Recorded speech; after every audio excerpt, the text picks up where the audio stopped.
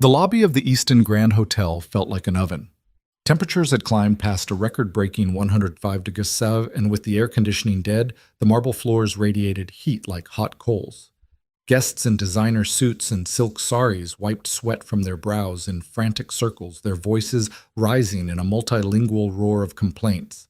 At the center of it all, the ornate fountain sputtered out a weak trickle of water before going silent.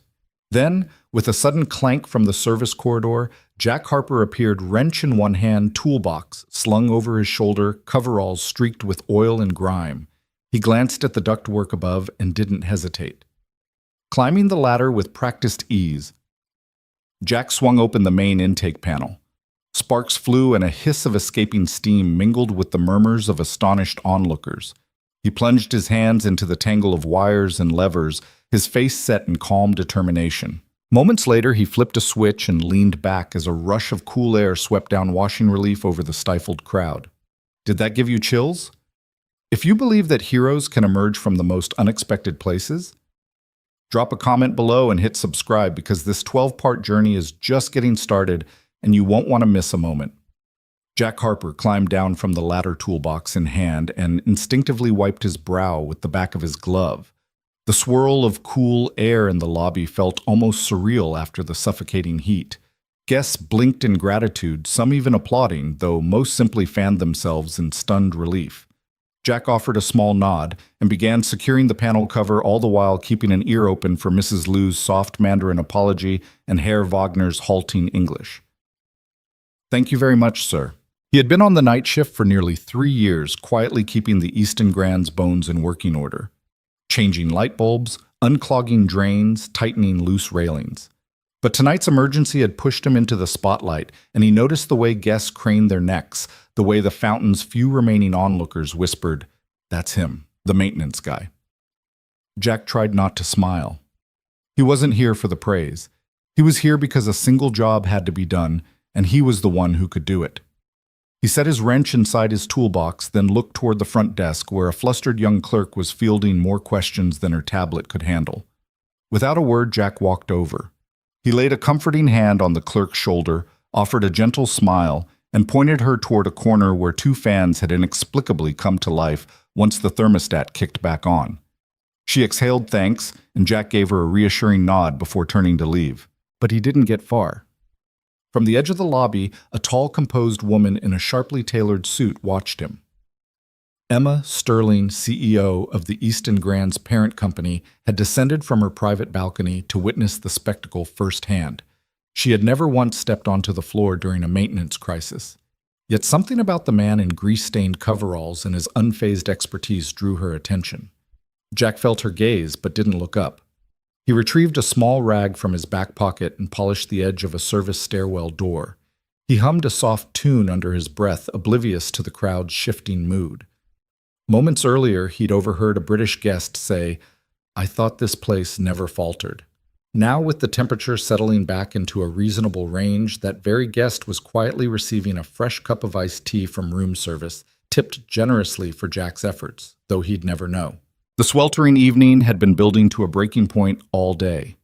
By sunset, the lobby's soaring glass windows had captured every last ray of heat, trapping it inside like a greenhouse. Staff members had trudged through the corridors in dread, anticipating the inevitable system failure. Jack, meanwhile, had been in the bowels of the building, checking gauge readings and cleaning filters, routine work until the emergency alarm blared. He'd sprinted through back hallways, guided by the blinking red light on his handheld scanner. Less than 5 minutes later, he emerged into the open with the wrench and the resolve that turned a meltdown into a moment of quiet triumph. Now, as he hefted his toolbox and prepared to return to the underbelly of pipes and cables, the applause swelled one final time. Jack paused, looked up, and spotted Emma Sterling. She met his eyes, surprised to see him finally acknowledge her. He gave a small, respectful wave. She inclined her head in invitation in that silent gesture. Almost reluctant to leave his domain, Jack tucked his wrench into its slot, hoisted the box, and headed toward the desk where he'd been summoned. The lobby staff parted like the Red Sea, making way for him. He walked with that calm assurance of someone who fixes things, not just machinery, but moments. Emma followed at a discreet distance, her curiosity mounting. A dozen languages had spilled from his lips tonight, weaving through the lobby's tension, binding strangers in relief. It was an act of service so smooth and unassuming that no public relations team could have scripted it, yet here it was raw, real, transformative. Jack stopped at the front desk. Emma stepped forward. He didn't know her name, and she didn't yet know his, but in that instant, names felt secondary. It was about two people who understood that kindness and competence can be more powerful than any title. Emma cleared her throat. Jack looked up, ready to reattach his name badge before disappearing back into the service corridors. But this time she spoke first. "I'm Emma Sterling," she said, her voice as cool and measured as the air he'd just restored. "Thank you, Jack Harper." He blinked, paused, then offered her a lopsided grin. "Just doing my job, ma'am." She smiled, a rare genuine curl at the corner of her mouth, and Jack realized his night shift might never be the same again. Jack wiped his hands on a rag and leaned into the scalding heat of the service corridor, steeling himself for the next burst of complaints that would surely ricochet off the marble pillars of the lobby. The main duct was now patched, the fans were spinning, and a rush of cold air draped the grand hall in a welcome coolness, but relief was still settling in. Behind him, the remains of the displaced steam hissed through the vents, a whisper of victory. He took a slow breath, then pushed through the swinging kitchen doors back into the lobby. The scene had shifted, no longer a chaotic melee, but a cluster of anxious travelers, their faces still flushed, their arms gesturing in rapid-fire pantomime. Jack recognized a frown in every language. A German grandmother in a floral dress wailed in fractured English about her missing reservation voucher. A Japanese businessman held up a smartphone, his katakana-laced English plea for directions meeting only blank stares from the flustered front desk staff. A Brazilian couple argued about extra room charges in Spanish, so thick it rolled like thunder. Jack set aside his toolbox and approached the German woman first. She was perched on the arm of a love seat, her hands fluttering like trapped butterflies. "I'm so sorry for the inconvenience," he said in perfect Hochdeutsch. Her eyes widened, jaw-dropping for a fleeting moment before relief washed in. "Es tut mir wirklich leid, gnädige Frau," he added, touching the edge of her scarf in a respectful bow. The word "scusi" might have worked, but his chosen tongue soothed her faster than any gesture. She exhaled, blinked back tears, and even managed a small, grateful nod before slipping her voucher from her purse to hand it over without ceremony. Next, a Japanese executive in a crisp navy suit was pressing his forehead against the concierge desk, crumpling a stack of foreign currency. Jack crouched to his level, slipping effortlessly into Japanese "Dabien shiri itashima." "Shita suguni, kaijetsu shimasu." The businessman's expression went from simmering annoyance to cautious curiosity. "Thank you," he murmured, and leaned back as if the simple sound of his own language had anchored him. Words spread like wildfire. Jack had become less of a faceless technician and more of a traveling linguist, his gravelly voice shifting accents with the ease of flipping a switch. An elegant woman in an ivory sari relaxed her posture when he greeted her in Hindi. "Mujhe khed hai, main aapki madad karta hu." A frazzled father from Turkey coaxed his wailing toddler into a quiet giggle with a playful "Annem de geldi yakında, tamam mı?" A Spanish tourist found himself nodding along as Jack explained in Castilian that backup generators were en route and that cold towels would soon be distributed. Between translations, Jack returned briefly to his toolbox to tighten a loose panel, but he never lost sight of the guests. Each time he unscrewed a bolt, he offered a soft apology in Portuguese, Chinese, Arabic. His coveralls smeared with grease became secondary to the warmth in his eyes, the steady cadence of reassurance pouring from his lips. No official interpreter could have matched his blend of technical confidence and genuine empathy. It was a kind of mercy most people expected only from frontline managers armed with policy manuals and complaint forms. Yet Jack dispensed it in wrenches and words. He was the eye of the storm, anchoring a crowd that had felt helpless, melting their anger with a dose of human kindness. And he did it without a flicker of ego. At one point, the Brazilian couple approached their tempers, tamed enough to clutch each other's hands. The wife summoned enough English to ask about a room upgrade, but Jack's Portuguese reply shifted the conversation instantly. He leaned in, dropped his voice to a conspiratorial whisper. "No cost. My treat." Their laughter was soft-relieved, and he disappeared back into the corridor before anyone could applaud. Up above, on the mezzanine behind tinted glass, Emma Sterling watched him. She'd meant to review sales projections tonight, but had found herself drawn to the lobby by the spike in guest feedback alerts on her tablet. Row after row of well-handled impressive. "Thank you, maintenance guy." She scrolled through the languages he'd used: English, German, Japanese, Hindi, Portuguese, Arabic, Spanish, and realized that tonight he had done more for her brand than any marketing campaign could. Down in the center of it all, Jack finally sheathed his wrench. He straightened, flexing his tired shoulders, and took in the transformed Tableau staff passing out cold water with newfound composure. Guests chatting in small groups about the hero of the lobby, the fountain glistening once more as attendants refilled its basin. The emergency had been neutralized, but more importantly, a sense of community had emerged from the chaos. Jack met the eyes of the young receptionist who'd nearly broken under pressure earlier. He offered her a gentle smile and a nod of encouragement. She returned it more confident now, ready to face any linguistic or administrative hurdle with renewed bravery. A few feet away, a portly British gentleman approached. Handshake extended. "I don't know your name," he said, "but I know who you are." "Thank you, mate." Jack tipped his head in acknowledgement, murmured glad to help, and bolted, already heading back toward the service elevator where his toolbox waited. Moments later, he stepped aside to let a cart full of ice packs and bottled water pass through, riding on the same wave of calm order he'd created. The lobby had regained its usual hush, the previous storm reduced to a distant echo. Emma descended from her perch on the mezzanine. By the time she reached the main desk, Jack had vanished. She found a folded paper bicycle, one of the hotel's origami favors, tucked into the wrench holster on his toolbox. On its triangular wings in neat block letters, someone had written, "Language opens doors. Kindness keeps them open." She folded the note and slipped it into her pocket, understanding for the first time that running a luxury hotel wasn't just about opulent fixtures or flawless service charts. It was about the people who moved through those spaces, and the ones who saw them not as reservations or revenue sources, but as human beings in need of relief, respect, and recognition. As Emma returned to her office to craft a memo that would ripple through every department announcing a new guest empathy initiative, she carried Jack's example with her. It was a reminder that sometimes the smallest act of multilingual mercy carries the greatest weight. And though she didn't yet know where to find him, she would. Because the man who spoke 7 languages and spoke to the heart in everyone was exactly the kind of person she wanted on her team and perhaps in her life. Emma Sterling pressed her palm against the cool glass of the third-floor mezzanine balcony and watched the scene below unfold like an unexpected performance. The marble lobby of the Easton Grand, usually an exercise in silent precision, had erupted into a human kaleidoscope of relief, gratitude, and quiet pride.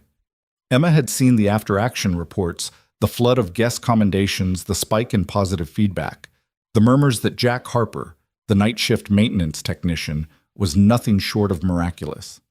But numbers and emails didn't capture the full measure of what Emma was witnessing now.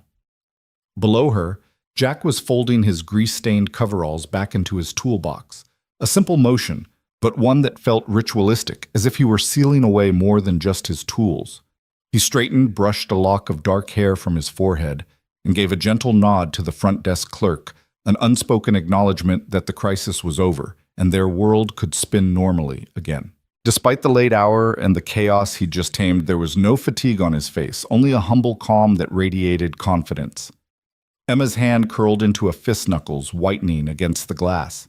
She'd spent her career running one crisis after another: hostile takeovers, regulatory crackdowns, botched product launches.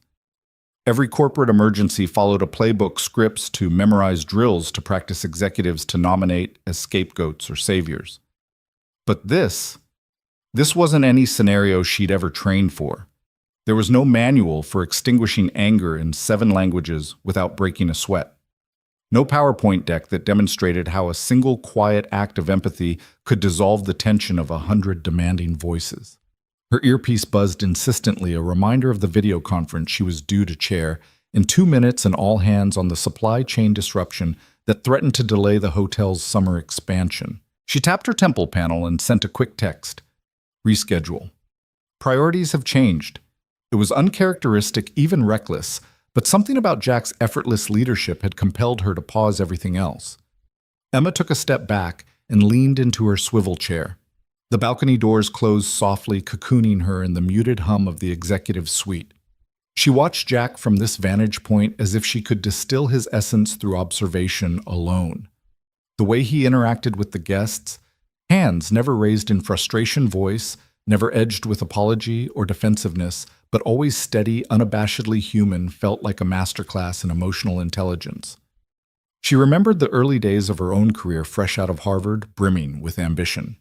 She'd clung to every leadership seminar, devoured every self-help bestseller, pored over case studies from every industry titan. Yet, despite her training, she'd learned the hard way that heart-fueled connection couldn't be engineered in a conference room or simulated in role-play exercises.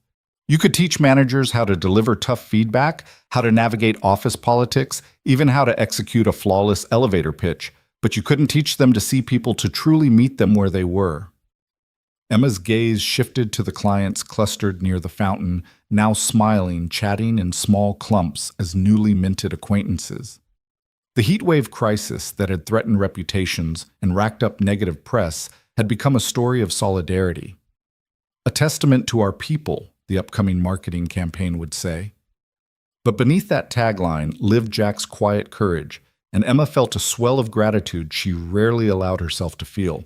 She swiveled her chair and stared at the wall-mounted screen that usually streamed financial dashboards.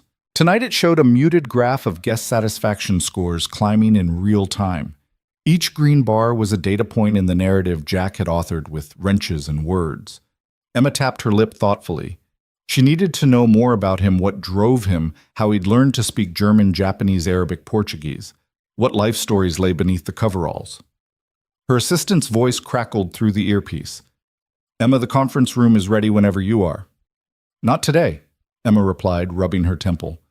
"Cancel the supply chain call. I want a full profile on Jack Harper, background check, credentials, performance reviews. Everything." There was a brief pause. On it. She closed her eyes and exhaled. It was rare for her to drop everything in the name of curiosity, but she sensed this wasn't mere fascination, it was necessity. A leader's job wasn't just to command resources or ensure profitability. It was to recognize the unexpected solutions that emerged from the margins. And Jack Harper was exactly that, a solution in human form.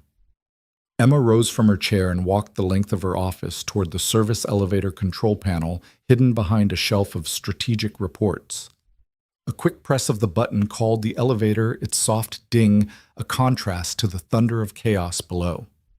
When the doors slid open, Emma stepped inside the glass doors, closing with a faint whoosh that sounded a lot like promise.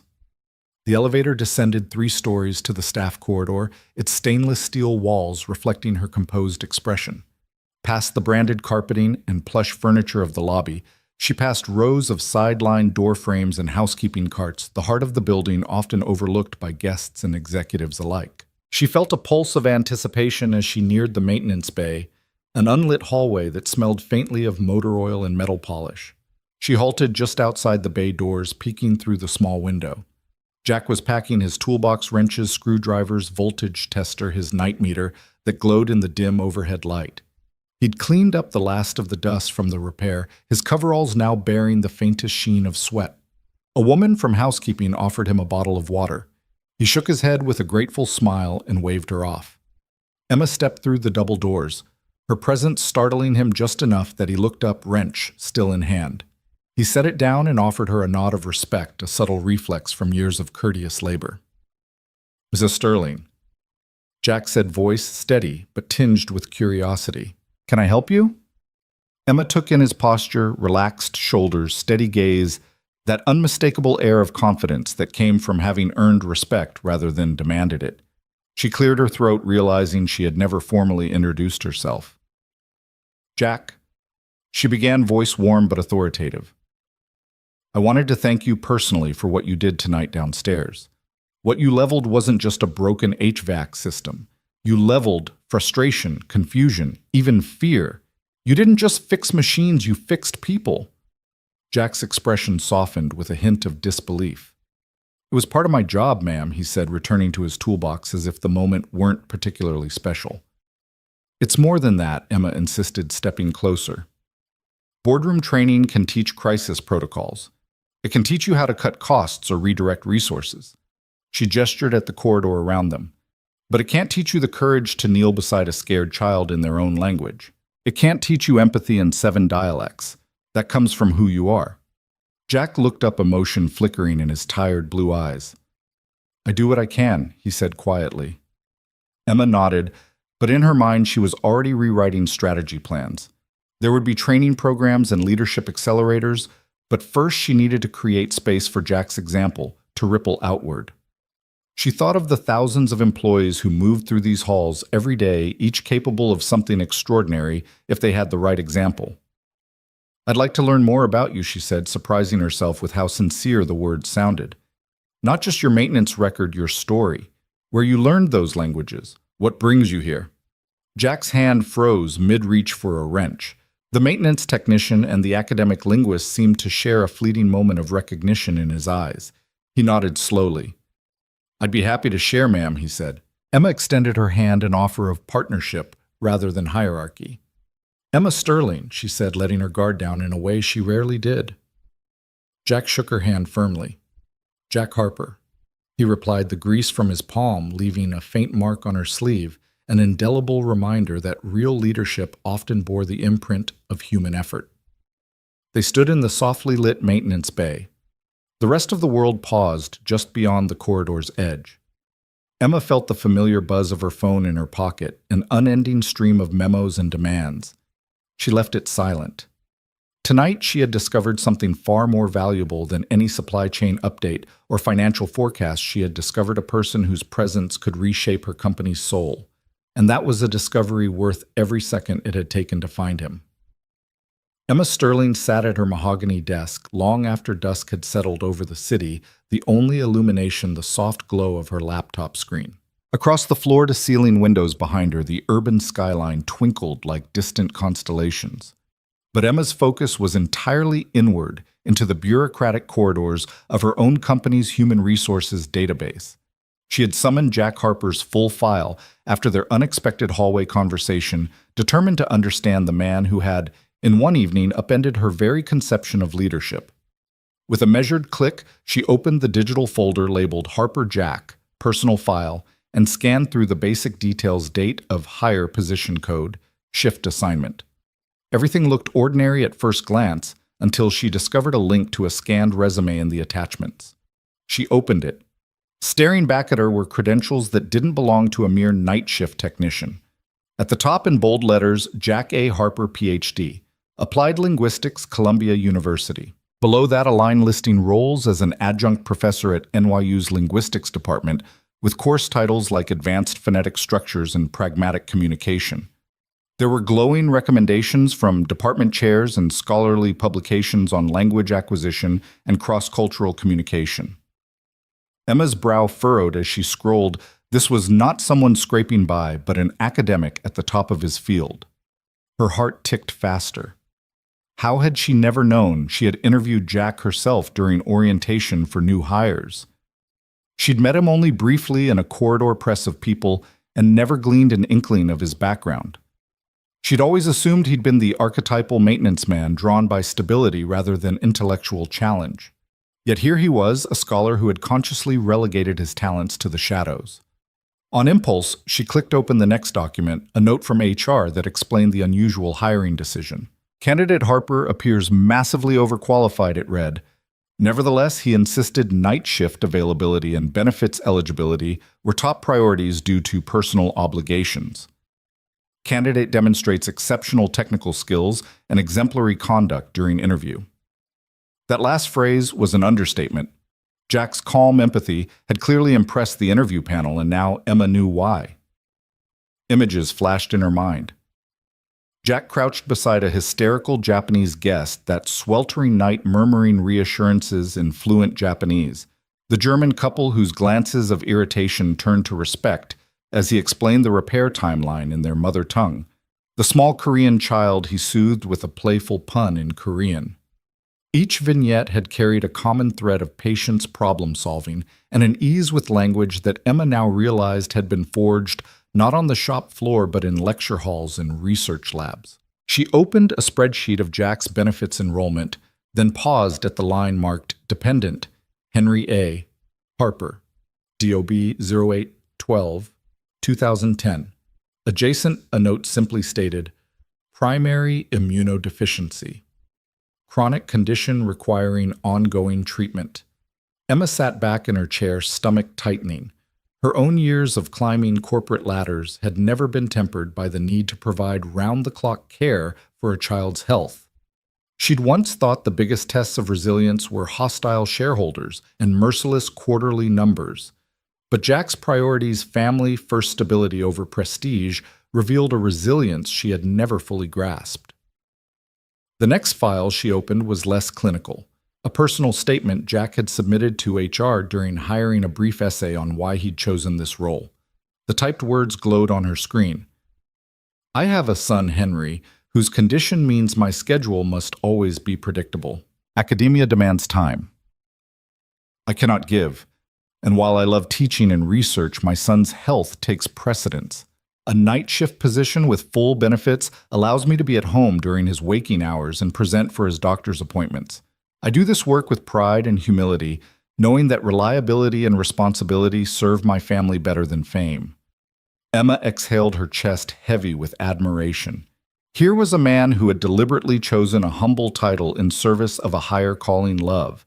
The contrast was staggering. She herself had sacrificed personal relationships for ambition more than once, and yet here Jack had sacrificed prestige for the sake of his child's well-being, and never once had she heard him complain. She minimized the resume and essay windows and opened Jack's performance reviews. Month after month, they praised his technical competence, attention to detail, and willingness to take on extra tasks. Comments noted how he had helped mentor new hires and how colleagues sought him out for assistance with language barriers when international guests arrived. Through every review, there was a recurring theme: unassuming mastery. Jack didn't just fix broken things, he elevated the human experience of every person around him. Emma felt a swell of guilt. In all her years as CEO, how many times had she ignored the people in the quiet corners of her enterprise? How many managers had she promoted without ever knowing the stories behind the men and women who toiled behind the scenes? Jack's file convicted her of a blindness she had cultivated in pursuit of metrics and milestones.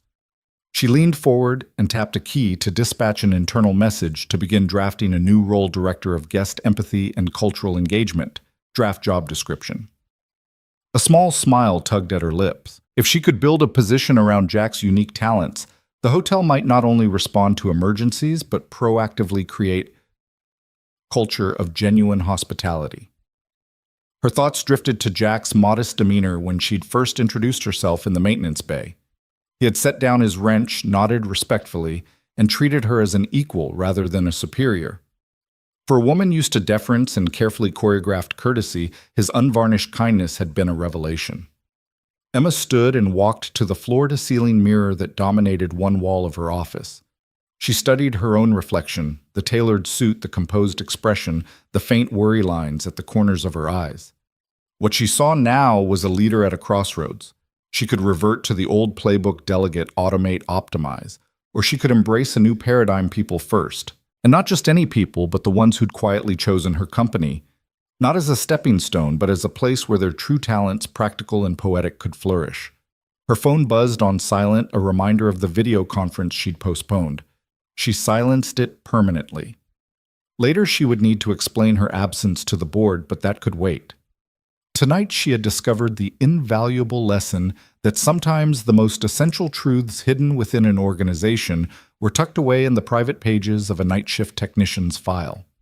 Emma tapped open her calendar and created a meeting for tomorrow at 9. In the subject line she typed, Jack Harper, new strategy discussion. She paused, fingers hovering over the keyboard. Then she added a second line, subject, my highest priority. With that, she shut her laptop and stood, the evening's revelation still humming in her mind.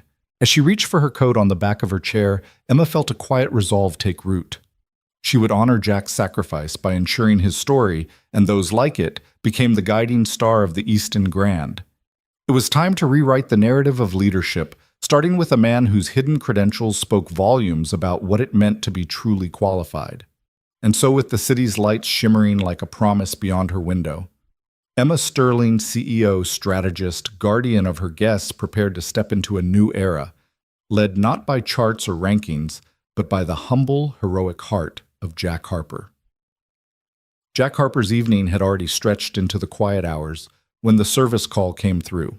He was halfway through tightening a loose grill in the kitchen corridor when the pager on his belt buzzed insistently. Office thermostat, glitch corner office. He consulted his watch, 7:45 p.m. The lobby had emptied, dinner service was winding down, and most of the staff were on their way home.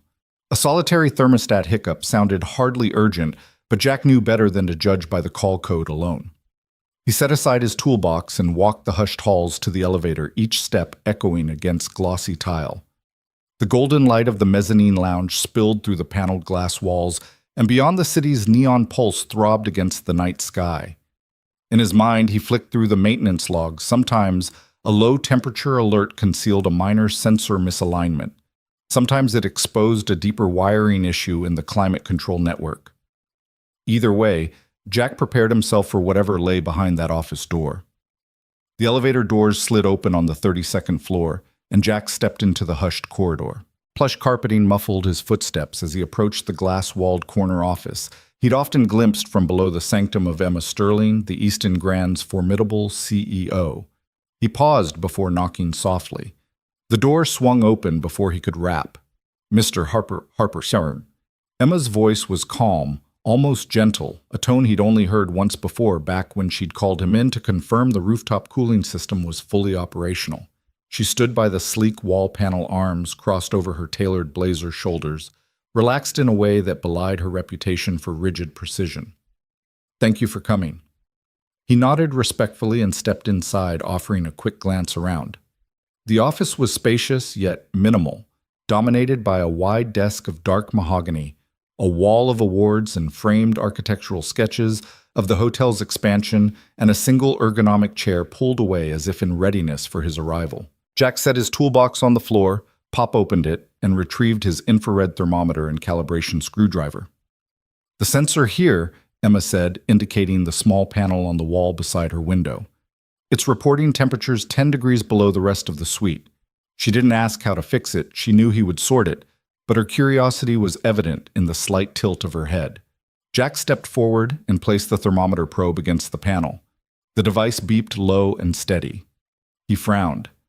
"This sensor's reading cold air returning from the ducts, but the intake seems fine.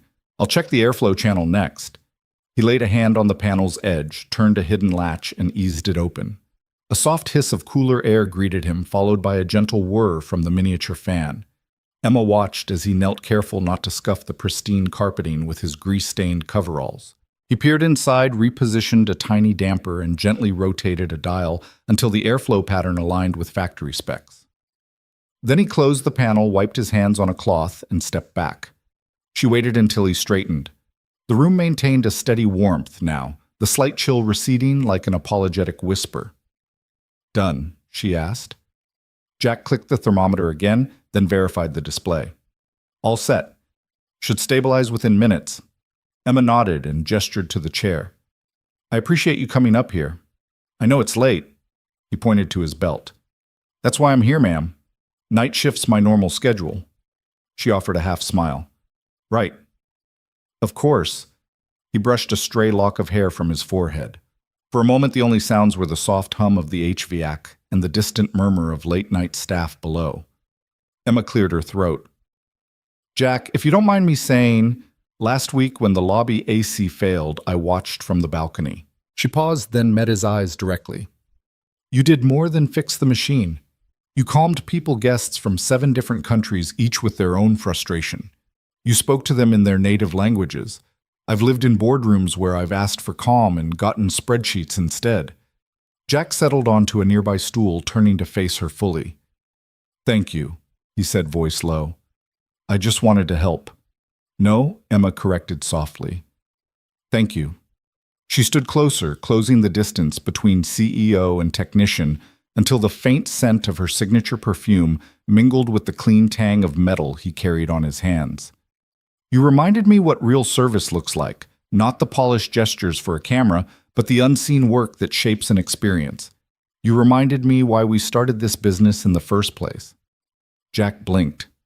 He rarely heard such sentiments from senior management. My son, he began, then paused. Henry's the reason I do this job. He needs me at night as much as I need a steady income and benefits. I may have a PhD in linguistics tucked away somewhere, but this?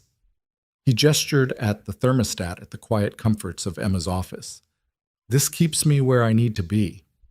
Emma sank into the guest chair, leaning forward. I dug into your file after that night.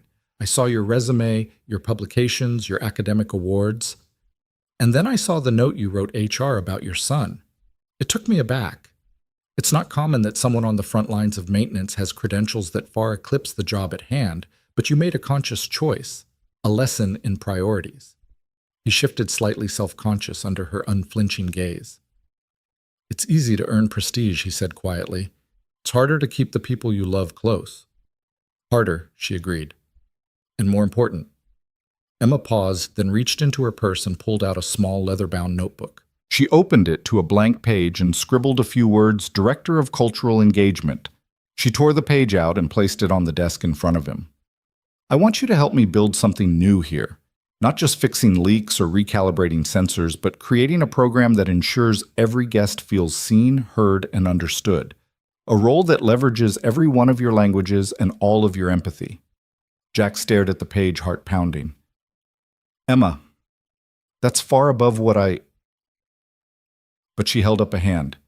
I know it's above what you ever imagined. That's why it's perfect.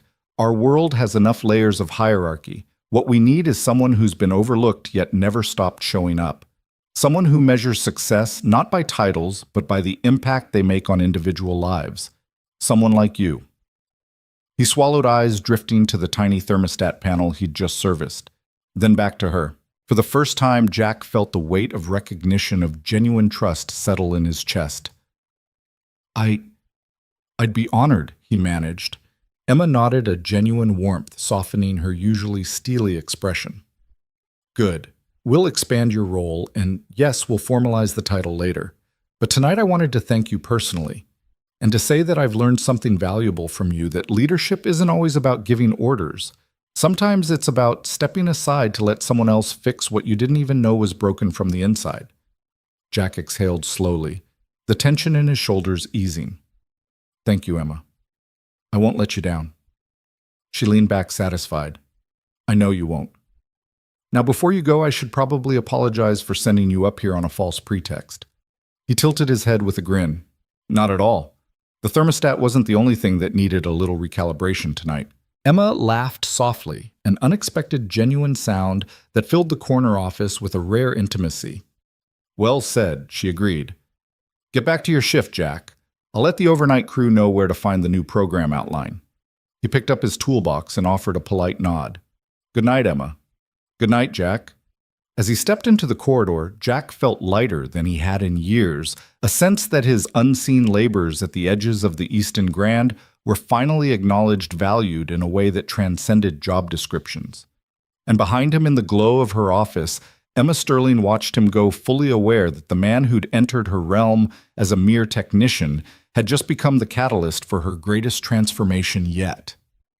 Jack Harper checked his watch as he stepped through the neon glow of Millie's Diner.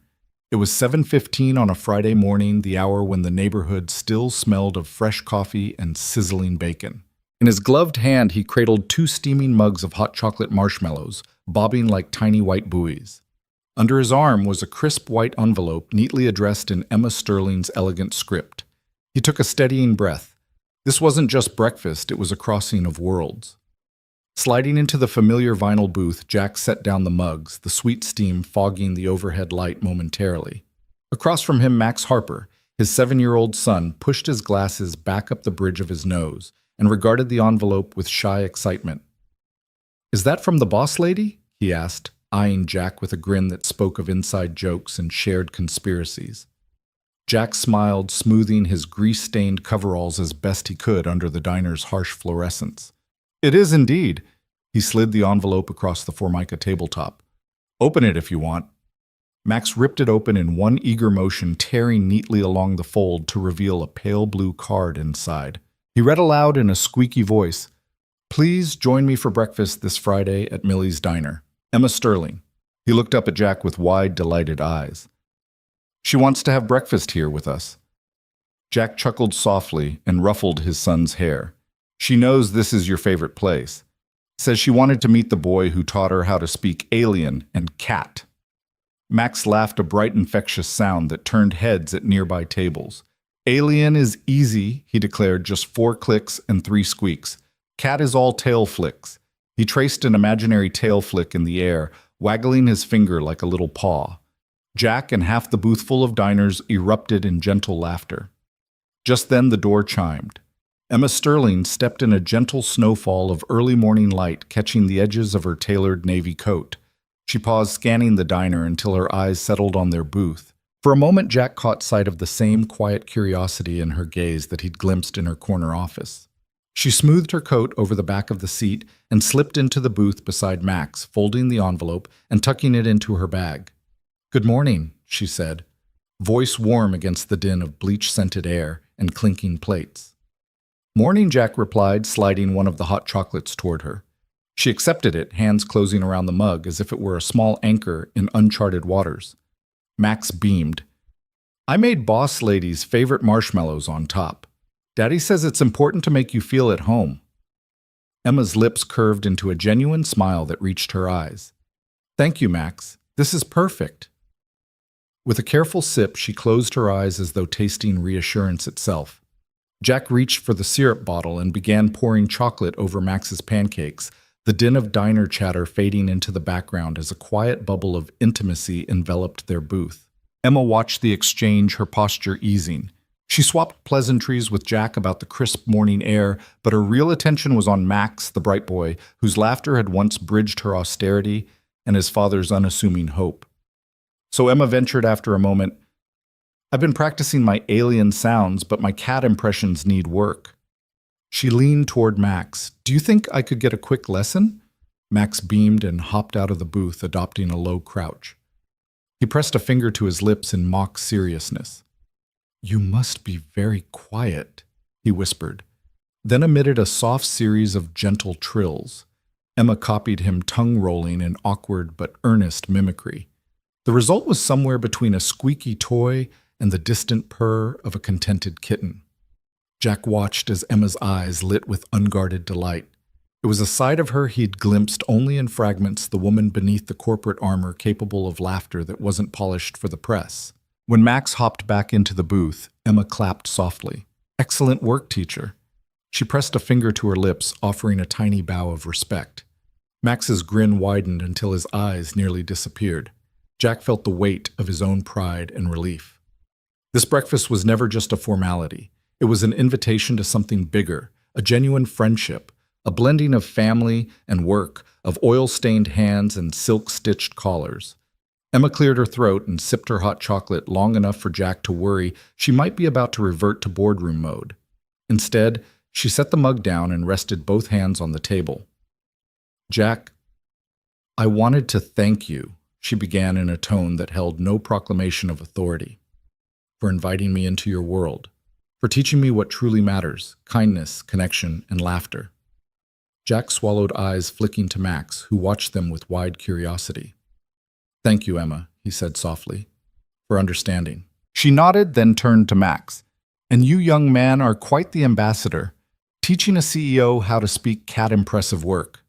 Max beamed, then leaned forward conspiratorially.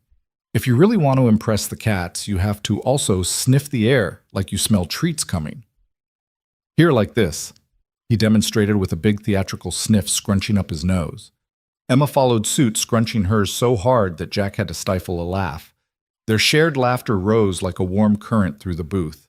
A nearby waitress paused in her tray, returning duties, smiling as she wiped her hands. "Looks like the world's smallest diplomat struck again," she murmured, and then went about her work. Emma's laughter faded into a tender smile. She reached into her bag and pulled out a small notepad and pen supplies Jack recognized from his own toolbox. She scribbled something and handed him the page. "Friday breakfasts are now official. Family table reserved. Emma. Jack tucked the note into his pocket, his heart warm. He looked at Max, who was already hopping to refill his mug with chocolate syrup. Looks like this diner just got a VIP corner, Jack said quietly. Max hopped back into the booth, pouring syrup with careful precision. Do you think they'll let us have pancakes every Friday? He asked. Emma exchanged a conspiratorial grin with Jack. I think they'll have to, she said. After all, business is built on relationships, and so far ours is off to a very sweet start. Jack reached across the table to steady Emma's chocolate before it could overflow. To new beginnings, he said, raising his mug. Emma met his gaze and clinked her mug against his. To friendship, family, and unplanned adventures. Max joined in with a clumsy cheers of his own, sending a marshmallow sailing and another round of laughter through Millie's diner. In that shabby booth, two worlds had truly come together, stitched by marshmallows, turned by wrench and warmth over pancakes and the promise of Fridays yet to come. Jack Harper had just finished replacing a faulty valve in the East Wing sprinkler system when he felt it a hollow look in the eyes of the front desk clerk as she passed his maintenance cart. It wasn't mere exhaustion, this was something like pity or, worse, resignation. He paused mid-step toolbox balanced on his hip and watched her vanish around the corner. Behind her retreating back, he caught sight of an HR administrator whispering to the lead engineer, both glancing furtively at the security camera monitors. Jack's chest tightened with a familiar, unwelcome tension. He shrugged it off and continued on to the boiler room where the morning's heat wave had pushed the ancient boiler valves to groan in protest. He adjusted a pressure gauge, listening to the hiss of steam settle back into a steady rhythm. That was when his pager buzzed a quick vibration in his pocket that had once meant a guest emergency, a broken pipe, or a power flicker. Now it simply displayed the message "Badge non-essential. Reclassification pending." Jack's fingers froze on the wrench. He blinked at the pager's screen, heart hammering. Non-essential. He swallowed. He knew non-essential meant deletion.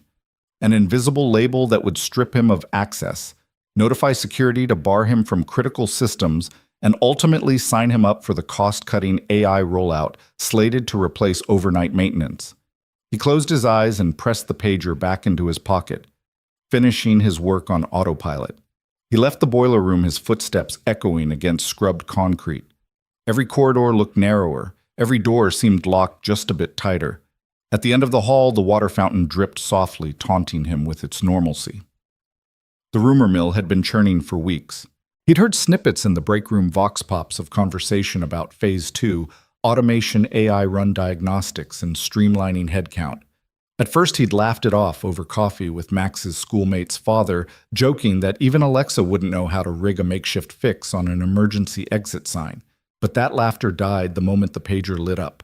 His palms grew clammy with worry, and he realized two things at once. One, he couldn't afford to lose this job. It was what allowed him to be home when Max needed him most. And two, he had nowhere to go if this label stuck. No academia to return to, no colleagues waiting in some office to pull him back into the lecture halls. Just one boy counting on him to be there for dinner, tuck-ins, weekend science fairs. He shoved the wrench into his toolbox and strode toward Emma Sterling's glass-walled office on the 8th floor. His throat felt tight, his palms slick. He'd never barged in unannounced, but this couldn't wait. He tapped once on her door's frosted glass panel, 2 quick raps. Holding his breath, he watched the silhouette of her upright posture shift as she mentally shelved whatever crisis management call she'd been mid-sentence on. "Come in," she called, voice steady but laced with concern. Jack stepped into the polished sanctuary of her corner office. Emma Sterling was seated behind her oak desk, the morning sun cutting sharp patterns across the pale carpet. She offered him a small, polite smile. "Jack, what can I do for you?" He swallowed, looking down at his work boots, grease-stained and worn, the very symbol of what this job had meant. "Emma, I just got a notification. My badge is being reclassified as non-essential. They're talking about automating, well, pretty much everything I do at night." Her smile faltered, curiosity flashing across her eyes. "Show me," she said, standing. They walked together to the security console in the hallway outside her office. With a few taps, she pulled up his employee status. Sure enough, a red label blinked beneath his ID, non-essential. Below it, a smaller note, eligible for AI replacement phase 2. Emma frowned, tracing the screen with a finger. Non-essential. Huh? She murmured.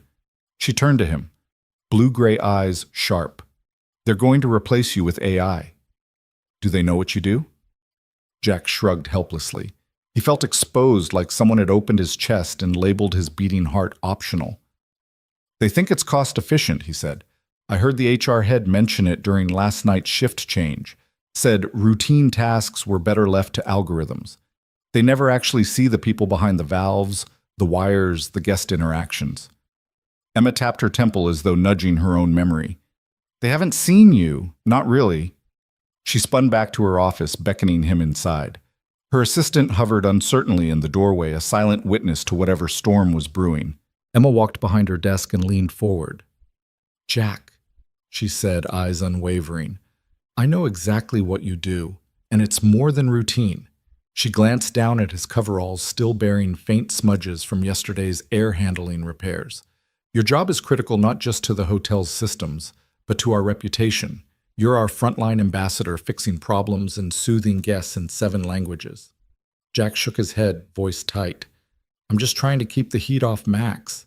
He swallowed again. If I lose this, I lose everything. Emma's jaw worked as she processed his confession. She'd known he was a single dad, putting everything on the line, but hearing it out loud, seeing the fear in his eyes that ignited something in her. She pivoted to her laptop and pulled up the department's cost analysis graphs and projections. She scrolled until she found the meeting minutes from last week's executive strategy session. Automate night maintenance, reduce labor costs by 15%. She scrolled more. Assess elimination of redundancies. AI forecasts. ROI charts, efficiency models. It all stared back in cold, sterile figures. But as she weighed the numbers, Emma found herself replaying every instance Jack had rescued the hotel's image, guiding stranded guests in Arabic after the power flicker, diagnosing the sprinkler sensor failure in record time, diffusing an irate guest complaint in fluent German, de-escalating the panic when a concierge misspelled Edelweiss. Those weren't redundant tasks. They were miracles disguised as maintenance. Emma slammed the laptop shut and steadied her breath. Those spreadsheets, she said, voice shaking slightly. They don't capture loyalty. They don't account for humanity. Jack looked up puzzled, but hopeful. What can we do? Emma squared her shoulders. We fight this right now. She walked back to the console, fingers tapping furiously as she overrode the HR classification. I'm pulling your ID out of the non-essential list. I'm calling a department head meeting this afternoon. I'll make the case that our brand doesn't run on algorithms. It runs on people like you. Jack stared, mouth slightly agape.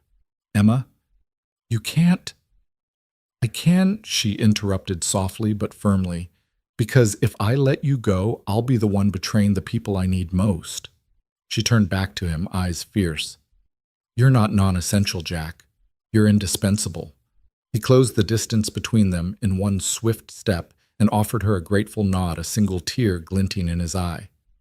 Thank you, he whispered. Emma brushed her hair back over her shoulder and folded her arms, a stance she reserved for boardroom showdowns. Just get back to work. I'll handle the data. She paused, then added, if they want spreadsheets, I'll show them numbers they can't ignore. Guest satisfaction scores up 30%, recovery time down 60%, employee loyalty at an all-time high. That's what you do. Jack exhaled relief and something fiercer mingling in his chest. He turned to leave, then paused at her door. Emma, he said. She looked up concerned. I don't know how to thank you. Max and I will never forget this. Emma watched him cross the threshold, then exhaled a breath she didn't know she'd been holding. As the office door clicked shut behind Jack Harper, she realized she had a choice: bow to the ease of efficiency or stand for the people who made that efficiency possible. She touched the cool glass of her office window, looking down at the marble lobby where Jack had first emerged as hero. Tomorrow she would make sure the board saw him not as a line item, but as the beating heart of the Easton Grand. Emma Sterling stood at the center of the Easton Grand's opulent ballroom, her tailored blazer, unbuttoned sleeves rolled up in a rare display of earnest intent.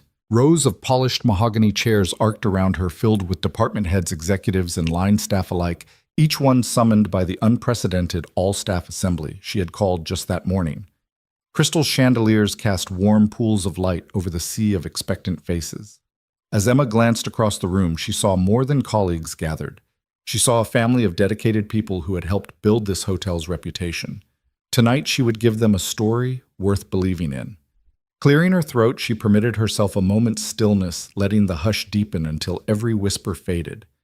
Then she spoke, her voice carrying easily through the vaulted space.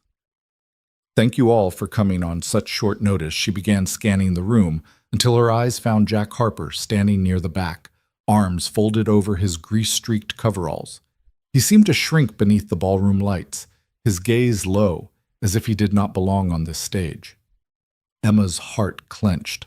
"I promised transparency, so I want to share something crucial. I almost lost our most vital team member." Murmurs rippled through the assembled crowd. A few eyebrows lifted in surprise.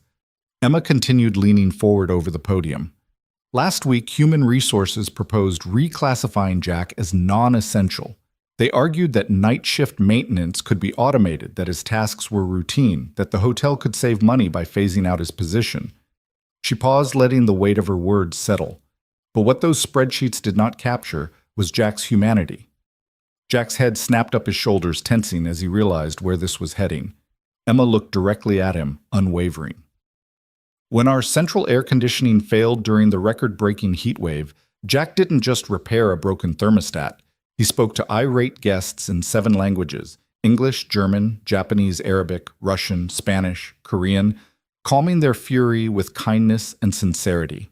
He wove us back together with nothing but compassion and technical skill." She turned back to the audience, her arms sweeping out. "We talk about hospitality as if it's only a service we offer on plush linens and silver trays. But true hospitality lives in human connection, not algorithms." I watched him kneel beside a frightened child who thought the blackout would swallow him whole, and I realized that Jack doesn't just fix machines, he saves people. A ripple of applause swept through the room. Tentative at first, then firm as Emma's words sank in. She held the applause, gently raising a hand. "That's not the only reason Jack matters." She reached into her pocket and pulled out a simple photograph, Jack and his son Max, eyes bright despite hospital masks, standing beside a lifeless IV stand. "Jack is a single father," Emma said quietly, her voice softening with empathy. "Max has battled a chronic illness since he was 6. Jack chose night shifts so he could be home for medicine doses and bedtime stories. He gave up a promising academic career, PhD in linguistics, adjunct professor at NYU, just so he could watch his son grow." Jack's Adam's apple bobbed as he swallowed, glancing at the photo, then back at his colleagues. Emma held the image aloft for all to see. "This is the sacrifice that spreadsheets never recognize. It's the courage that spreadsheets can never quantify. It's the quiet heroism we often overlook." Tears shimmered in more than a few eyes. Across the polished floor, the head of finance covered his mouth with his hand visibly shaken. Emma let the silence stretch long enough that every person felt the gravity of her message. Then she leaned forward, voice resolute. "If we let Jack slip through our fingers, we lose something far more precious than cost savings. We lose the heart of our hotel." She straightened and allowed the applause to rise into a crescendo that shook the crystal chandeliers overhead. Staff leapt to their feet in a spontaneous outpouring of gratitude. Clapping hands echoed against the marble walls. Jack stood frozen for a moment, eyes wide as the room honored him. Emma stepped down from the podium and crossed the floor in 2 long strides, taking Jack's hand in hers. The ballroom, once hushed, erupted again this time, with cheers, whistles, and a standing ovation. Jack's face glowed with disbelief. He squeezed Emma's hand and nodded, voice catching when he spoke. "Thank you," he said simply, but the depth of his gratitude spoke volumes. Emma smiled, meeting his gaze in the vast expanse of the ballroom. "We need more than machines," she replied. "We need people who believe in people." In the days that followed, Jack's badge was officially reprioritized as essential personnel, and the planned AI takeover of night maintenance was shelved indefinitely. Instead, Emma appointed him to lead a new guest empathy initiative, a program that would train all staff in cultural sensitivity, crisis, de-escalation, and multilingual communication tasks no algorithm could master. Jack, still wearing his grease-spattered coveralls, stood at the forefront of a movement to redefine hospitality. At the end of the assembly, staff lined up to shake Jack's hand, to thank him, to share stories of their own moments when his quiet heroism had touched their lives. The concierge whispered, "We wouldn't have made it through that blackout without you." The banquet manager admitted, "Your quick thinking saved our international gala." A bellman said, "You always take the time to ask after my family. That matters more than you know." Jack felt a swell of pride, not in himself, but in the community he had helped forge. Emma watched from the side, her heart full, knowing she had made the right choice. No spreadsheet could measure the value of trust restored, of dignity upheld, of a family kept whole. That night, as the ballroom emptied and the chandeliers dimmed, Jack and Emma walked side by side through the lobby. The grand fountains murmured behind them, and the late-night glow of city lights filtered through the glass doors. Jack paused, looking up at Emma. "I never expected any of this," he admitted softly. Emma met his gaze, her eyes warm. "Neither did I," she said. "But now I can't imagine this place without you." He laughed, a low, relieved sound. "And I can't imagine it without you." They shared a moment of quiet celebration amid the marble grandeur, two unlikely allies who had reminded an entire company that the truest measure of worth lies not in numbers, but in the courage to choose humanity over efficiency. And as dawn approached, the Easton Grand stood ready to welcome its guests once more, its heartbeat stronger than ever, powered by compassion, connection, and the unbreakable bond of one quiet hero and the CEO who finally saw him. Jack Harper's shift was supposed to end at 6:00 p.m., but he never made it to the time clock kiosk in the Easton Grand's hushed service corridor. Instead, he paused outside the glowing marble lobby, the evening's golden light slanting through the front doors, and for one long moment he let himself consider walking away. The applause of the all-staff assembly still echoed in his mind, mixing with the uneasy stir of resentment he'd sensed from a few of the higher-up managers. They'd clapped politely, but his heart knew the truth. Some believed he was nothing more than a charity case, a sentimental nod to goodwill, a liability in the name of compassion. And maybe they were right. He pulled his badge from his coverall pocket and tapped it against the reader. Nothing but a red access. Denied flashed back. Frowning, he tapped again. Still denied. His locker, too, was inexplicably empty. No toolbox, no oil-streaked gloves, not even the faded photo of his son tacked inside. The corridor felt cavernous and hollow, without the familiar clink of his equipment. The smell of industrial cleaner and late-shift coffee drifted by, but it couldn't hide the quiet ache in his chest. The security guard, Mr. Howard, mistook the access failure for a system glitch. "Clocking in tomorrow morning, Harper?" he asked, voice low. Jack simply nodded. He didn't have the energy to explain that this system rejection felt more like a dismissal.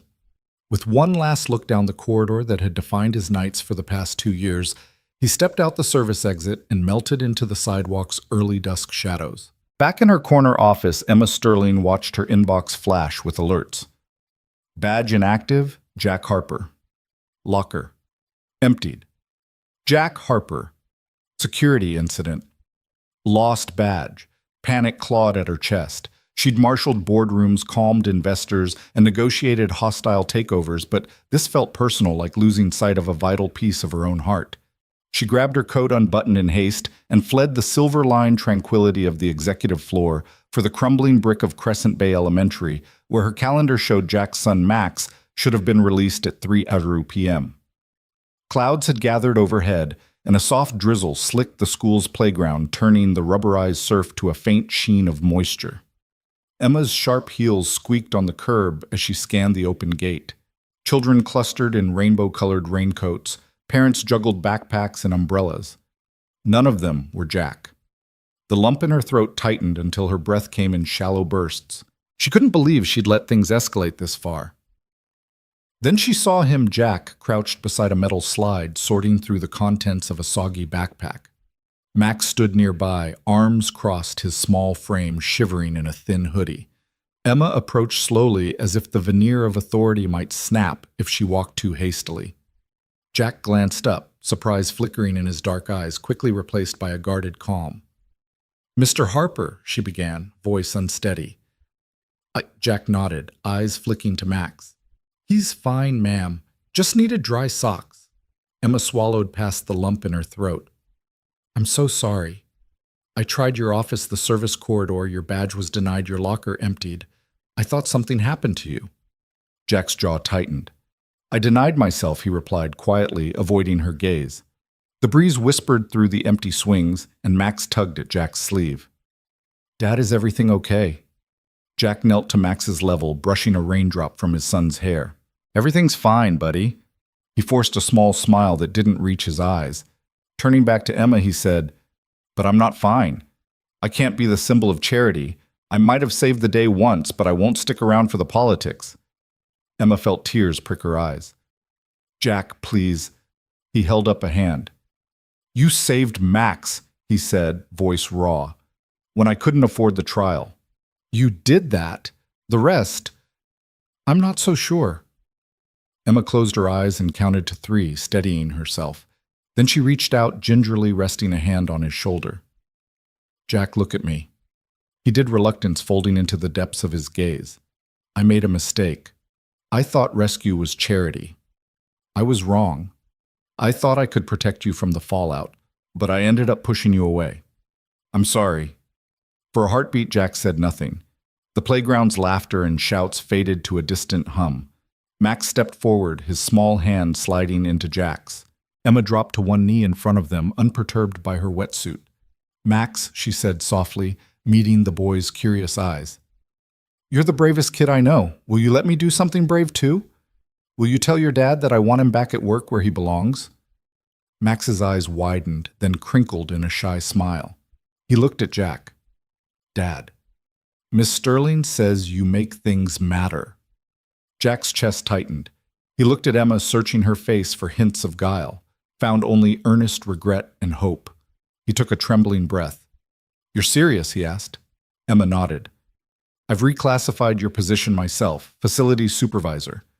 I'll update the board and HR. No flags, no ambiguity. You and Max have earned every right to be here." Jack's gaze flicked down to Max, whose grin illuminated the dim evening. Then he looked back at Emma, vulnerability flickering in the depth of his eyes. I'd like to stay," he said, voice small but determined. "For Max and for everyone here who needs a real person, not a program." Emma felt relief wash through her. She rose and offered her hand, but Jack instead pulled her into a hug so fierce that her shoulders bumped his coveralls. She returned the embrace, surprising them both with its warmth. Max clambered into Jack's other arm, stacking his embrace on top of theirs, and Emma patted Jack's back gently. When they finally pulled away, the 3 of them stood in a quiet triangle under the flickering playground light. The drizzle had eased to a gentle mist. Emma brushed her hair from her face. "Welcome back," she said, her smile reflecting in Jack's weary but grateful eyes. Jack ruffled Max's hair, looking at Emma with something closer to awe than gratitude. "Thank you for fighting for us," he said simply. Emma shook her head. "Thank you for staying." The evening shadows lengthened as Emma, Jack, and Max walked back toward the hotel gate side by side, an unlikely trio drawn together by courage, compassion, and the unbreakable bonds of family. And in their quiet determination, the Easton Grand found its true foundation, not marble or air conditioning, but the simple promise that no one would ever be left to fade away unseen again. Jack Harper's first morning as facilities supervisor began not behind a desk, but in the echoing expanse of the main lobby. The dawn light glimmered off the marble floors, and for the first time in his life, he wasn't here to fix a broken pipe or clear a jammed air duct. Instead, he carried a stack of laminated cards and a clamshell box of multicolored markers, his tool belt replaced by something a little lighter, the quiet conviction that people mattered most. He gathered the front desk team in the circular seating alcove near the concierge desk. They shuffled in, some in crisp uniforms bristling with officiousness, others with guarded curiosity, after all. Jack had once been the handyman in coveralls, not the man giving directives, but he greeted each by name, extending a warm "good morning" in English, then following it with a soft "Guten Morgen, Ohayo gozaimasu, sabah al khair." Dobra utro and buenos dias. The routine brought ripples of surprised smiles. It wasn't about showing off, it was about reminding them that a simple greeting could turn a stranger into a guest. Thanks for coming. Jack began choosing his words for everyone's benefit. I know you've got your routine's check-in scripts, room blocks, billing codes. Today, I want us to slow down. I want us to listen first, then speak. Not because it's on a checklist, but because it's how we actually help people feel at home. A receptionist raised her hand. Jack, do we really need 7 languages? I barely passed high school Spanish. Jack leaned forward, elbows on his knees. I don't expect everyone to speak 7 languages fluently. What I do hope is that you learn one phrase in a guest's mother tongue, how can I help you? And deliver it with sincerity. Then ask follow-up questions in English. The point is to show you care enough to try. He passed out the cards. Each had a phonetic spelling for how can I help you in German, Japanese, Arabic, Russian, Spanish, Korean, and French. Beneath the phrase, he'd scrawled a single reminder. Look into their eyes. Pause. Breathe. As the group practiced German Wie kann ich Ihnen helfen? Jack walked among them gently, correcting pronunciations, offering a nod to one trainee who'd nailed the rolling R&A thumbs up to another whose pitch rose at just the right moment. Laughter broke out when someone mangled the Japanese phrase into something closer to pizza on the house, but Jack's easy grin turned it back into a teaching moment rather than a humiliation. By mid-morning, Jackie had moved the session upstairs to the training room, where a dozen bellmen, porters, and junior engineers joined the front desk team. He stood at a whiteboard having sketched out a simple circle with 3 segments greeting listening action. Guests don't just come here for air conditioning or room service. They come here for the feeling of being seen, being heard, being safe. Our job is to fill those segments, start by greeting them in their language, listen without interrupting, then take action. It could be as small as offering a chilled water bottle or as big as escorting them to a quieter lounge area. He told a story earlier that week. A frail, elderly woman from Brazil had crumpled a check-in form in frustration. He approached her, spoke "Como posso ajudar, señora," and simply sat beside her as she wept, offering a cool towel and a gentle silence. Afterwards, she hugged him, whispering gratitude. That's not in any manual, Jack said, his voice steady. But it's what people remember. Throughout the day, trainees paired off and role-played one as a guest, arriving post-midnight exhausted and disoriented, another as a newly hired receptionist who had to navigate both empathy and efficiency. Jack wandered the crowded room, listening intently, stopping to ask a retiring security officer how he might help a lost tourist or nudging a shy engineer to break eye contact and smile. By afternoon's end, the whiteboard was scrawled with feedback. Ask more open-ended questions. Use reflective listening. Offer solutions before guests ask. But Jack didn't leave them with theory alone. He led a walkthrough of the lower-level corridors, pointing out broken light fixtures and jammed sprinkler covers, areas he'd personally fixed last night. He showed how to check the backup generators in the boiler room, how to access the service stairwell without disturbing housekeeping, and how to calibrate a simple wall-mounted thermostat. Each demonstration wove in a customer-centric tagline, "Keep the lounge comfortable, so we keep the memories warm," or "A functioning corridor light is a beacon of safety at 3 a.m. His tone was neither condescending nor theatrical, just matter-of-fact grounded in the reality that technical skill and human grace were 2 sides of the same coin. Back in the lobby as the sun dipped, Jack noticed Emma Sterling watching from the mezzanine balcony. She gave him a slow nod, the smallest crack in her usual reserve. He returned it with a brief salute. Then he descended the stairs and joined his son Max, who was doing homework in a quiet corner.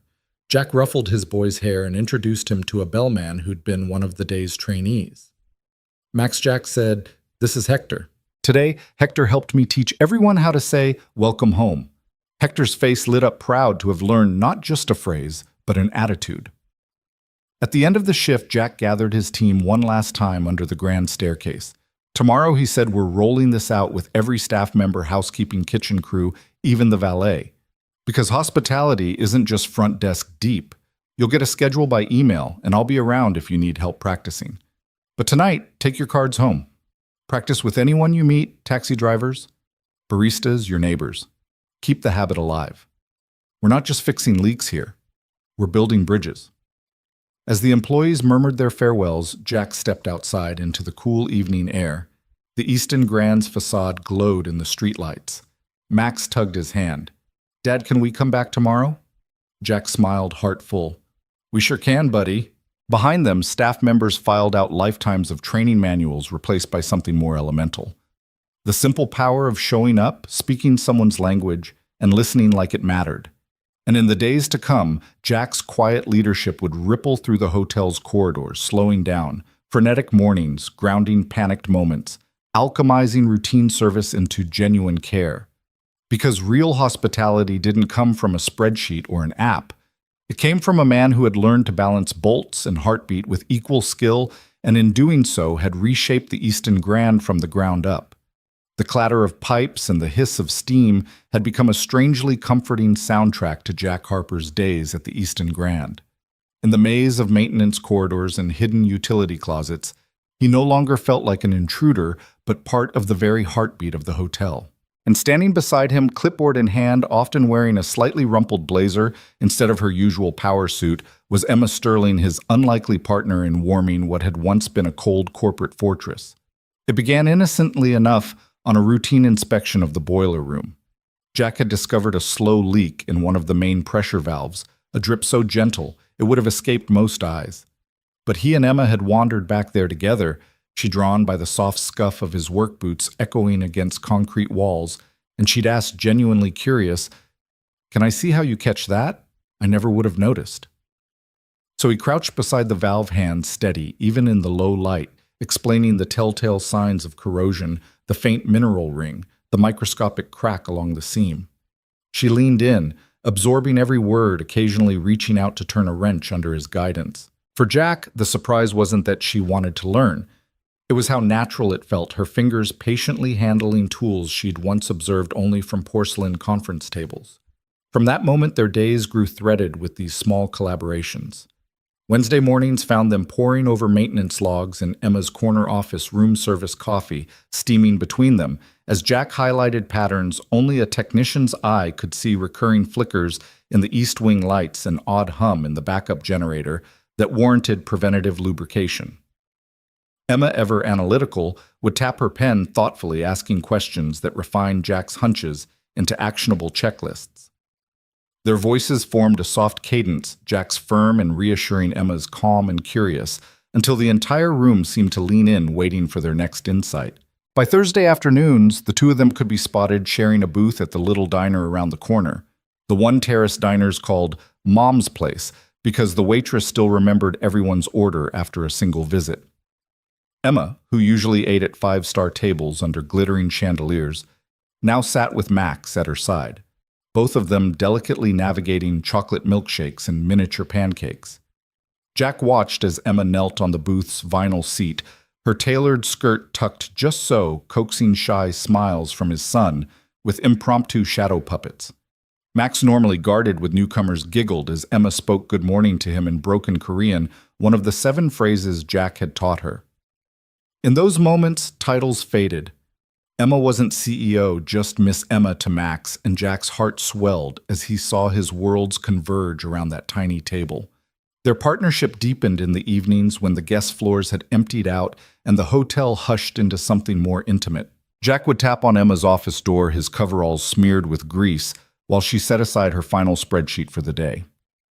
They'd settle into ergonomic chairs, a pot of strong coffee between them, and tuck into room service sandwiches as they strategized over upcoming projects, a new lighting initiative, plans for a staff-driven wellness room in the basement, or deciphering the guest feedback form that kept mentioning heart and warmth alongside cleanliness.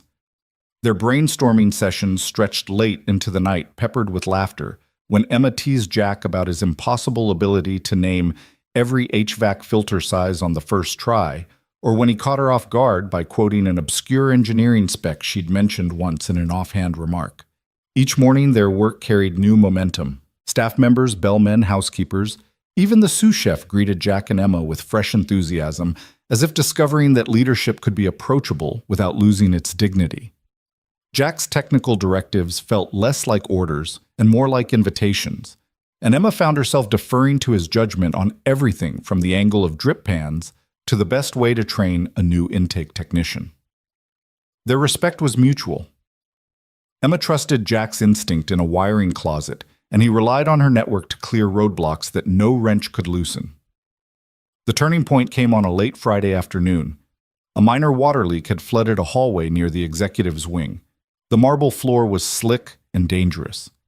By the time Jack arrived, Emma was already there, sleeves rolled up, gripping a wet vac hose like a pro. They moved together in practiced rhythm, Emma guiding staff away from the spill.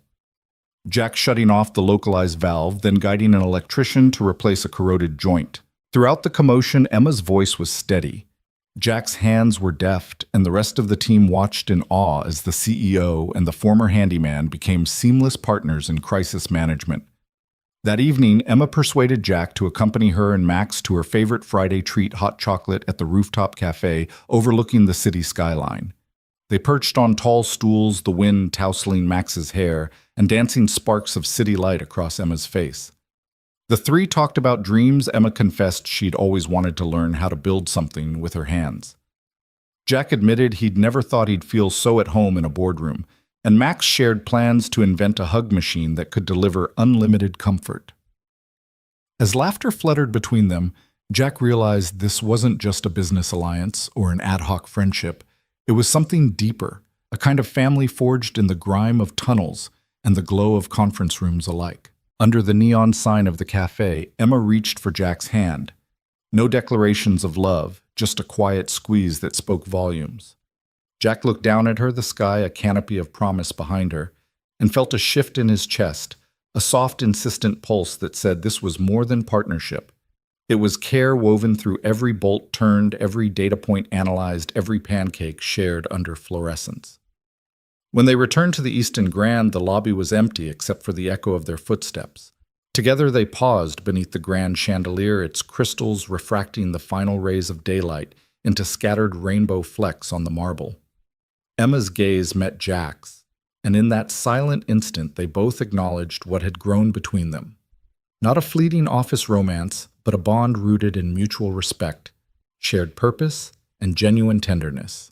Hand in hand, they climbed the service stairs back to Jack's office, where work awaited a dozen maintenance tickets to review a training plan to finalize and a weekend guest symposium to prepare. Yet as they stepped inside, the weight of those tasks felt lighter, infused with the certainty that they would tackle every challenge side by side. And somewhere down the hall, they could hear the faint echo of Max's giggle, the living emblem of their newfound family. In the corridors of pipes and panels between strategy sessions and diner booths, Jack and Emma had discovered a simple truth. Love doesn't need a gilded ballroom or a scripted declaration. Sometimes it blossoms in the narrow passages where two people meet tool belts and dreams interlacing until the shining marble palace itself is warmed from within. And in that warmth, they built something stronger than any steel beam, a connection that would weather every storm, powered by the quiet courage of two hearts choosing each other again and again. The old maintenance bay at the Easton Grand had once been a place of low hums and dim fluorescent lights, where tools clinked against metal and the soft shuffle of boots carried the day's last rhythms. Now 1 year later it gleamed with fresh paint, warm wood accents and sunlight pouring through newly installed skylights. Where oil drums and spare parts once sat there were display stations showcasing guest empathy exercises, mock front desk setups, translation booths, and problem simulation corners where participants learned to listen first, solve second. Jack Harper stood at the edge of the main workshop floor, dressed in a crisp button-down bearing the new Empathy Center logo. In his hand, he held a rolled blueprint of the center's next expansion. At his side was Emma Sterling, no longer simply the formidable CEO who'd summoned him to her office, but now a partner in this initiative, her sleeves casually rolled up as they had been so many times before. Max, now 10 and taller by inches, sat cross-legged on a low wooden bench, fiddling with a simple wooden puzzle that he'd crafted himself during the center's opening day kids' workshop. A small crowd of Easton Grand staff, community volunteers, and a few curious neighborhood leaders had gathered for the dedication ceremony. The energy in the room crackled not from spotlights or amplifiers, but from the palpable sense of possibility in the air. These were people who'd once passed through the hotel's grand lobby, oblivious to the gears turning behind the scenes. Now they stood here eager to learn how to bring that same spirit of care into their own lives. Emma tapped the microphone with a gentle smile. "Thank you all for joining us today." She began, her voice warm and unhurried. A year ago, this space was off-limits to guests, hidden, utilitarian, functional. We chose this bay as the heart of our new empathy center because it reminds us that true hospitality starts behind the scenes, with the people who never appear on any guest's itinerary. She paused, sweeping her gaze over the workshop stations. Today we open these doors to the community, to teach, to learn, and to grow together. Jack stepped forward, the blueprint now unrolled and held carefully in both hands. When Emma and I stood here last year, we had an idea: what if the same training that made our hotel stand out could make our neighborhood stronger? What if we could equip anyone from seasoned staff to eager volunteers with the skills to truly see one another? He gestured at a station where a group of trainees practiced responding to simulated guest complaints in Spanish and Mandarin. This center is built on the principle we first tested in our own hallways. Start where it's broken, stay until it's better. Max hopped off the bench, excitement lighting his face. He had been enlisted as the official junior ambassador for the center, and today he was about to share his own workshop project, a cribbage board turned puzzle teaching kids how to ask for help politely in 3 languages. "Hi, everyone." He called, voice small but steady. He held up his creation. "I made this so kids my age can learn how asking for help can be fun. My dad taught me that listening is the first step." A ripple of appreciative smiles and nods spread through the audience. Emma and Jack exchanged a proud glance before turning back to the gathered crowd. "We wanted Max to know that his dad's work wasn't just about wrenches and wires," Emma said. "It was about connection. And we wanted him and all of you to know that kindness can be practiced, taught, and shared." Her gaze rested on the plaque mounted behind them. "Start where it's broken. Stay until it's better." Harper Sterling Empathy Center, 2025. An applause broke out, genuine and heartfelt, echoing softly off the painted brick walls. Volunteers who'd helped build the training modules stepped forward, exchanging high fives with hotel staff who'd never before been called teachers. A few audience members dabbed at tears. Others quietly murmured thanks to Emma and Jack for opening up this space. After the formal dedication, the first open session began an interactive listening tour led by Jack himself. Staff members played the roles of various guests, one pretending to be an elderly gentleman with hearing difficulty, another an anxious newcomer whose luggage was lost en route. A line of trainees knelt before each guest, practicing empathetic phrases in their native languages as Jack guided corrections. Notice her hands trembling. Respond with calm reassurance before announcing the solution. Across the bay, Emma stationed herself at a cultural cue corner where volunteers learned to interpret subtle body language signals. She greeted each participant with a gentle nod, then asked them to read the cues on flashcards showing different emotional states: frustration, relief, confusion, gratitude. When a trainee hesitated, Emma quietly shared the story of the Korean child in the hotel lobby that summer, emphasizing the power of small gestures, a lifted eyebrow, a patient smile to bridge cultural gaps. As midday sun filtered through the skylights, the workshop hall buzzed with soft chatter punctuated by laughter and bright moments of understanding. The center's layout encouraged flow and curiosity, a glass-walled office for private coaching, a kitchenette where hospitality recipes were shared for making guests feel at home with warm beverages and simple snacks, and a small auditorium set up for guest speakers. Jack's former academic colleagues, who now volunteered their time to teach language nuances and community leaders training in compassion-driven leadership. Toward the end of the afternoon, Emma and Jack gathered their little family for a final token of thanks. A local artisan had crafted 3 small wooden pins each, engraved with one word: See, Serve, Stay. Jack presented one to Emma C. in recognition of how she had learned to truly observe hearts instead of spreadsheets. Emma returned the gesture with the serve pin, acknowledging Jack's embodiment of selfless service. Then Jack turned to Max, placing the stay pin gently on his backpack strap. "Stay until it's better," he whispered, and Max's grin was brilliant enough to outshine the skylights. The closing ceremony unfolded in a quiet circle under the maple tree, planted at the bay's entrance, a sapling now tall enough to cast dappled shade. In front of Emma and Jack's plaque, participants each took turns reading a favorite line from the center's core manifesto. Hospitality is a dialogue, not a monologue. Kindness is something you grow by watering others. We all carry tools, sometimes wrenches, sometimes words. When the last speaker finished, Emma looked around at the faces lit by afternoon glow staff and neighbors side by side, united by this new institution of care. This, she said softly, voice filled with gratitude is what can happen when you start where it's broken and stay until it's better. Thank you for helping us build this together. As the crowd drifted into small groups exploring the displays and sharing anecdotes of empathy and action, Jack slipped his arm around Emma's shoulders. Max bounded off to demonstrate his cribbage puzzle to a cluster of curious children, and over all of them the plaque glistened in the sunlight. Start where it's broken. Stay until it's better. Harper Sterling Empathy Center, 2025. They had started with an overheated lobby and a dozen disgruntled guests. They had stayed through personal sacrifices, boardroom battles, and self-doubt.